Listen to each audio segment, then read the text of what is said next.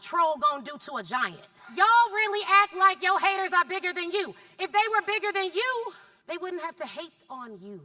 Most of us, if we made all of our decisions from receipts, we'd be wealthier.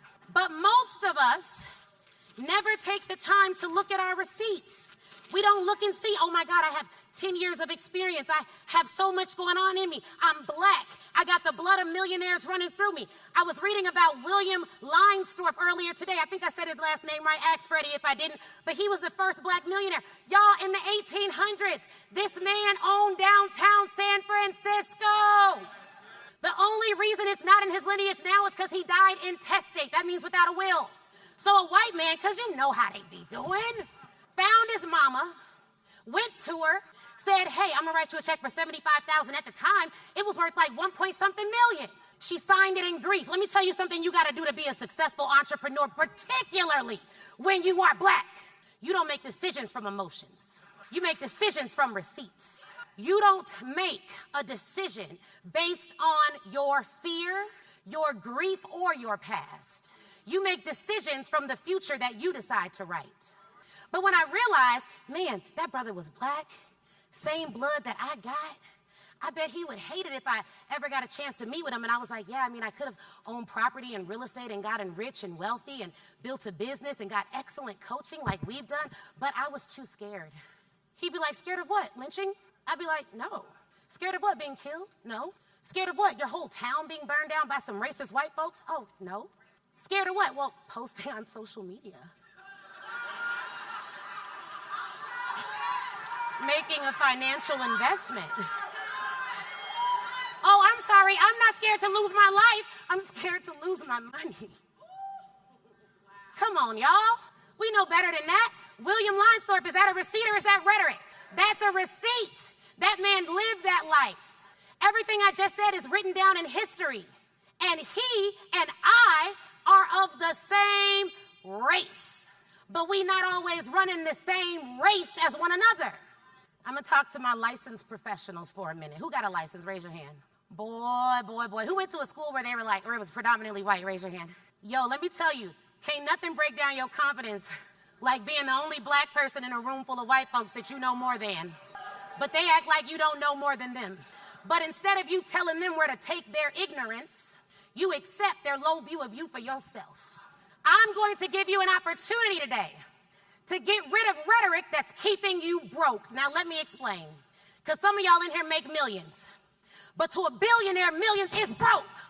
Some of you make 6 figures. But to a millionaire, that would be broke. If I went home to my husband, I was like, babe, we only did 10K this month. He'd be like, I'm sorry, did Kartra go down? Money is relative. And I don't judge myself based on how much y'all applause. I judge myself based on my own potential. People look at me like, why you work so hard? Because I don't care if I'm your ceiling. I am not my own. So rhetoric is what you think about your receipts. Receipts are truth. Rhetoric can be a lie. And what I have found is that some people would rather fight to hold on to their lies than doing what it takes to get more receipts. And to be real, it's not even your fault. Because when you study history, it can make you real mad. And you start to realize how we were not just systematically oppressed, we were systematically tricked into believing that we should have been there in the first place. When in fact, the only reason we were ever oppressed was because we were so doggone brilliant and successful that what they could not emulate, they had to enslave. So, when I see us playing small, like it's a massa in the back, it pisses me off. So I go hard for y'all. The same way my coaches, Lamar and Ronnie, went hard for me. I called Lamar one day at an event. I was like, hey, bro, I just made $1 million. He was like, dare you to do 2? I was like, don't dare me. Don't dare me, bro. It was that day that I decided he was my coach. I'm an intense person, y'all. He's the only coach I've hired more than once. Most of them can't even handle me. First they be excited, then they be like, dang, I think she may be too powerful for me. But what my brother Jay said about them not leading from insecurity is a 100% accuracy. Because when I'm up, they cool, and when I'm down, they the exact same. Matter of fact, when I'm down, they help me get up. Can I tell y'all my business? I saw Ronnie at a Funnel Hacking Live event, not the one I was speaking at, I was just attending. That's another bar. I went to Funnel Hacking Live year after year before he ever called me to speak. I saw her in the hallway, I was stressed out. Me and Chris was having a little argument. You know it don't happen much. Because, like, what is there to argue about, right? I was like, Ronnie, she was like, let's go. You think that man gonna work like you? It's gonna mess both of y'all up. You need to understand everybody's strengths. You need to play to that, and you need to operate in that, and you need to respect that. I was like, well, dang, that was better than any marriage counseling I'd never been to. I went back home, I apologized to my man. Baby, I'm hard on my goals, soft with my man. I'm not trying to mess nothing up. I was like, thank you, my good sister Ronnie. Get me together. Get me together. Me being, oh, Chris, how do you deal with that? He'd be like, deal with what? So the name of my presentation is Stop Leaving Money on the Table. Stop leaving money on the table. We got to stop doing that. Now, we learned about what earlier? What two things? Receipts and rhetoric. Help me out, sis, right here. Take this bag and give Brittany some money and give Dr. Erica some money, and then you keep the bag, okay? All right, cool. So stop leaving money on the table. So who am I? I'm Ashley Kirkwood. I run Speak Your Way to Cash. Just look me up. I don't got time for this. I got to get to the meat of it. I've been all those places. I've done things. I'm Googleable. Check it out.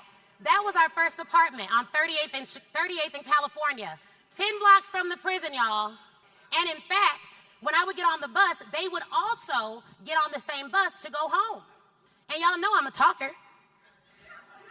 I was like, so what's going on? She's like, oh, I just got out. I was like, what you do? Everybody know, I'm not from the hood. I didn't know. You're not supposed to ask that. I didn't know. My first time living in the hood was right here. I thought it was an adventure. I was like, Chris, they're selling jalapenos and tomatoes on the side of the road. It is so nice over here. He was like, babe, get in the house. Not really. I'm like, okay. But that was our first apartment. That was our location, not our identity. Some of you all are making decisions from your location, not your identity. My identity was wealthy. That's why I didn't know I was broke. I was walking around, I was like, but of course we have money. Then my card would get declined. I used to have overdraft fees all the time. I was meant to be rich. I didn't know. I was like, oh my God. They were like, another overdraft fee. I was like, for what? They were like, ma'am, you're at Whole Foods buying toppings for your salad, and that is far too much money that you don't have. I was like, well, obviously I should have it. You need to look in. Chris was like, you identify as an indignant white woman sometimes. I was like, well, if Rachel can do it every now and then when I call banks and things, so can I. Okay? Now, I ended up moving from there to another place on the south side of Chicago. Shout out to the south side of Chicago. And that is where I went to law school. I went to Northwestern Law, graduated cum laude, and then I worked at Kirkwood and Ellis. Can y'all see me? They were like, we need her to come in the front. We were like, right there, babe, right there. I was their entire diversity plan. That was me. I interviewed for a lot of firms, had a lot of offers. My husband helped me to do that. We got married before I even went to law school. He helped me study for the bar. And we built everything together. So when couples come to us and they're like, well, how did you deal? Someone asked me recently, they're like, how did you deal with being so successful in finding a man? I was like, well, when we found each other, the way my success looked was different. It was more potential based. You know what I mean? So really, Chris helped me to get focused. And then I was able to do some pretty cool things. But then I got the offer of a lifetime. I left my dream job at Kirkwood and Ellis, got the offer to go to this new job, and I negotiated a six-figure raise. A six-figure what? Raise. Okay. That turned into a nightmare. I got there day one. Everything this lady promised me at that job was not there. Anybody else been there? Raise your hand. Somebody said, amen. You felt it in your soul. We gonna do that inner work that Jay and Sharice talked about. Get rid of that, right? But I get it. Like, it was horrible. And then I ended up leaving my job because I had too much pride to be disrespected consistently and forever.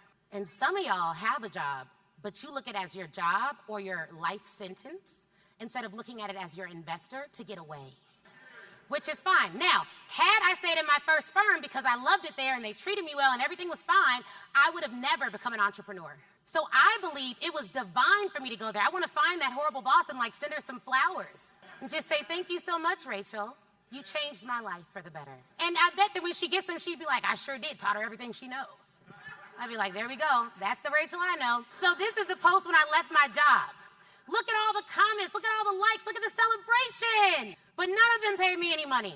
Don't get caught up in the likes. You gotta get caught up in the receipts, not the what?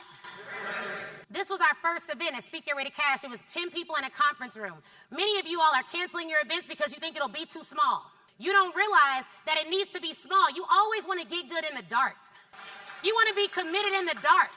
People be like, how did you get through when it was small and you weren't making money? I was like, I was learning.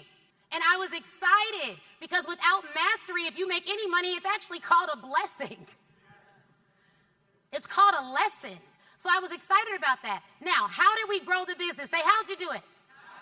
Speaking. I'm going to tell you 3 ways every entrepreneur, which entrepreneur should be using this? Should be using speaking to make more money in their business. Now, any business owner can use speaking. So before my product, people are like, well, this don't apply to me. All I got is my Shopify. No, we're going to talk about that. Are y'all ready? Say ready. Now, we're going to go fast so I can do some Q&A. Y'all got questions? All right, cool. Carl, you know it. So, speaking to market, everyone say market. Speaking to pitch, everyone say pitch. Speaking to sell, everyone say sell. So, speaking to market, this is what that looks like. Social media. Look, video builds more trust than images. If all of your social media content is static posts, you're not building trust. If you sell services and you have an expertise, you need to be on YouTube. We sold out a 6-city tour for the first time in a matter of hours in 2 cities because of our YouTube audience. Because they're watching long form. And when I meet, who watches the Speak Your Way to Cash YouTube or the Ashley YouTube? Come on, somebody. When I meet people, they don't just say, I watched the video. They say, girl, I go to sleep to you every night. Every morning on the way to my work, you in my ear. I heard you I know your voice. How many of you want people to know your sound? Someone say me? Then you need to be creating long form content that actually builds trust. Your short form content keeps interest. Your long form content builds trust. And then your sales events, which we'll talk about, allow you to convert. Y'all got that? Now, I wanted to show you all this. I'm gonna tell y'all my content plan, and I'm going to say, do not get overwhelmed. Now, if you tell me, this is overwhelming, Ashley, how do you, is that a receipt or is that rhetoric? Do y'all know that we have the power to retrain our brains? That if I stop telling myself, I'm overwhelmed, and I start telling myself, oh man, something big must be coming because I'm building capacity. Then all of a sudden, what overwhelms other is something that I can swim on. Because I already know this room. I mean, but she has a huge team and we're gonna deal with that. Now, content to conversion breakdown. Now, here's the thing. I've never done this before in my entire life. I'm only doing it for TSP. Y'all wanna hear what it is? I'm gonna give you these slides because some of y'all get too caught up on taking notes and then you'd be like, oh, but I didn't learn anything. Well, that's because you weren't listening, okay? So there we go. Number 1, conversions. Number 2, topics. Number 3, prompt. I tell social media, I tell chat to give me this, here, it's bigger right here. To give me this prompt, and this is a sample output. It's gonna give me 60 things that my videographer is gonna say to me, and I'm just gonna rattle them off. Now you're like, how can you do that off the top of your head? Because I know my stuff, I've been doing it a long time. Whatever you're making content in, it shouldn't be something you gotta study and then make content about. Like, you know what you know. And it's gonna give me, look at this. Tell me a story about a time when you pitched a corporate client and it didn't go as planned and what you learned. All I gotta do is tell a story.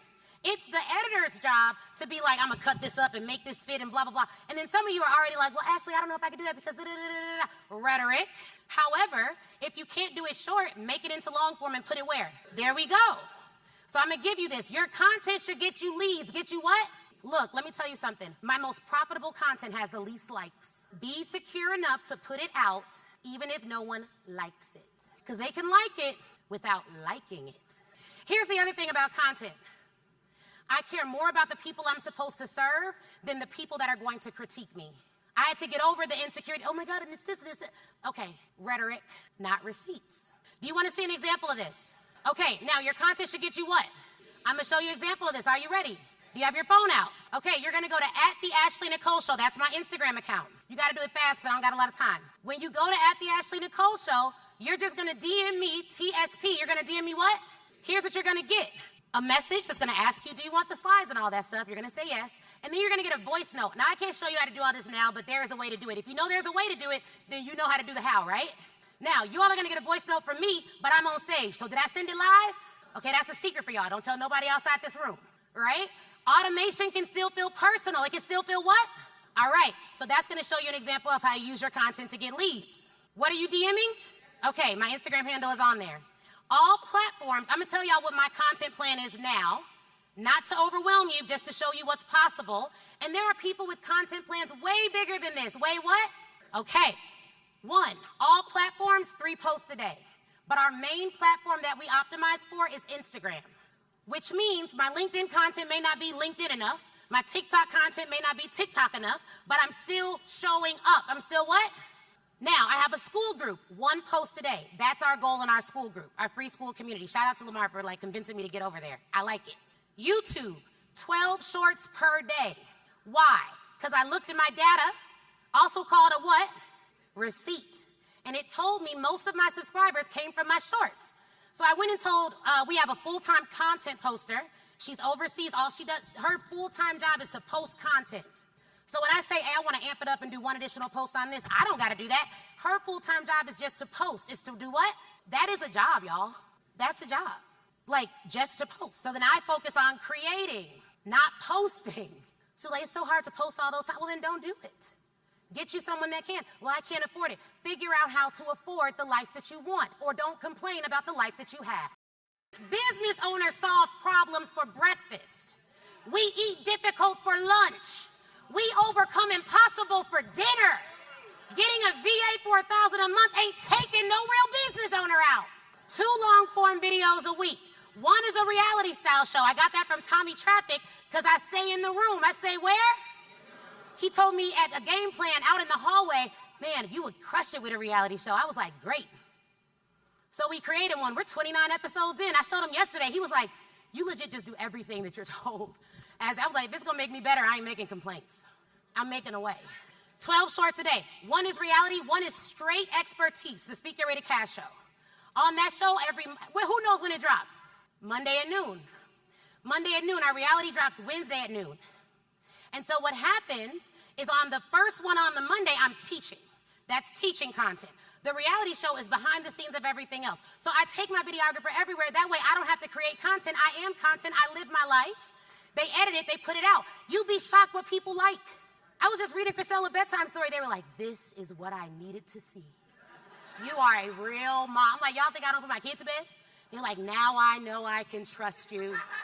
I was reading her Gabby's book too. Come on, product placement.